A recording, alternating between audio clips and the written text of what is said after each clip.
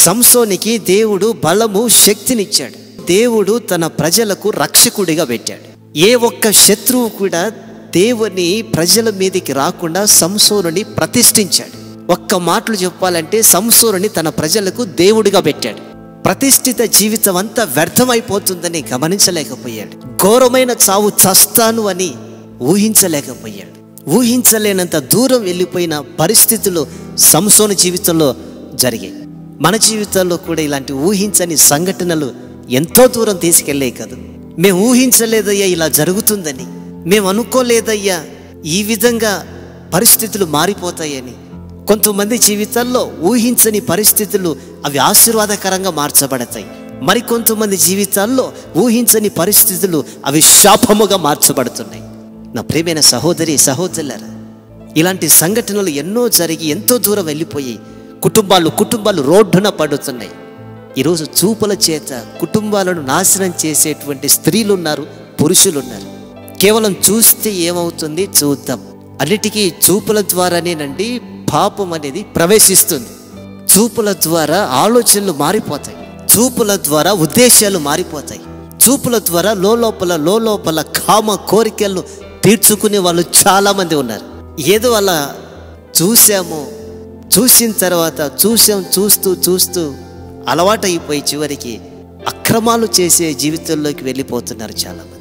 ఏదో అలా చూసామయ్యా, చూడడం ద్వారా మా మీదకి ముప్పు వచ్చి పడిందని మేము గమనించలేకపోయామయ్యా. చిన్న మాటలండి, చిన్న మాటలు ఏదో అలా మాట్లాడామండి సరదాగా, అంతే.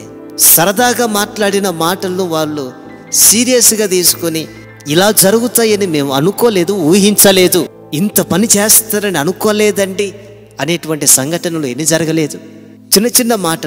చిన్న మాటలే పెద్దవైపోయి గొడవలకి దారి తీస్తున్నాయి, విడాకులకి దారి తీస్తున్నాయి, చివరికి ప్రాణాలను కూడా తీస్తున్నాయి. చిన్న మాటలండి. నా ప్రియమైన సహోదరి సహోదరులారా, చిన్న పొరపాట్లు, ఆ పొరపాట్లు అలవాటు అయిపోయి పెద్దవిగా మారిపోయి అడిక్ట్ అయిపోయి జీవితంలో ఆ పొరపాట్లే మన కొంపను ముంచేస్తున్నాయి.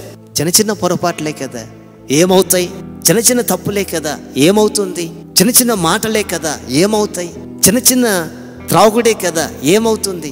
ఏదో ఒక బీడి, ఒక సిగరెట్టే కదా, ఏమవుతుంది అని పాపము, పొరపాట్లు, అతిక్రమాలు చిన్నవిగా మొదలైపోయి అవి పెద్దవిగా మారి అందులో నుంచి బయటికి రాలేనటువంటి పరిస్థితుల్లోనికి మనల్ని తీసుకెళ్తాయి. మనం ఊహించనంత దూరం సమస్యలు తీసుకెళ్తున్నాయండి ఈ దినాల్లో. మనం గమనించలేనంత దూరము పాపము మనల్ని ఈడ్చుకొని వెళ్తుందండి. నెమ్మదిగా పెరిగి పెద్దవైపోయి వృక్షాలాగా మారిపోయి ఇప్పుడు ఏమీ చేయలేని నిస్సహాయ స్థితిలో పడి ఉన్నారు అనేకులు. మనం గుర్తించలేనంతగా మన పొరపాట్లు మనల్ని నాశనం చేస్తున్నాయండి. మనం ఊహించలేనంత దూరం వెళ్ళిపోతున్న చిన్న సంఘటనలని మనం జ్ఞానం కలిగి ఆలోచించవలసిన సమయము ఈ సమయము. ఒక చిన్న నిప్పు అడవినంతా కాల్చేస్తున్నట్లుగా ఒక చిన్న పాపం శరీరం అంతటిని నాశనం చేస్తుంది. చూడండి, కాలికి పుండు అయింది. చిన్న పుండుగా ఉన్నప్పుడు ఆ పుండుని ఏమైనా చేస్తే మేలు ఉంటుంది, కానీ ఆ చిన్నదే కదా విడిచిపెడదాం ఏముంది అంటే కాలునే తీసివేయవలసిన పరిస్థితులు ఏర్పడతాయి. అనుకోనని సంఘటనలు చిన్నవి, ఊహించని సంఘటనలు జరిగేవి ప్రారంభము చిన్నవే, చివరికి అంతము నాశనం.